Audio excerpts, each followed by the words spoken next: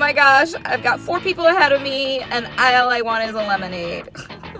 So I thought, okay, now's the time to do a video. Whether you're an investor or a retail shopper, a homeowner, the market's a shit show right now. Listings are 65% down. If you're a seller, hey, you're gonna make top dollar, but boy, you better know where you're going after you sell. So one of the things that people are not using enough is a bridge loan. What a bridge loan does is it helps you utilize the equity you've already put in your current home. It's like a cash advance that helps you buy time and have the money for your next home. You can start shopping while you're waiting for your own house to close. It gives you a jump start. If you need that money to put down on a down payment, you can use that money from your bridge loan to make that happen.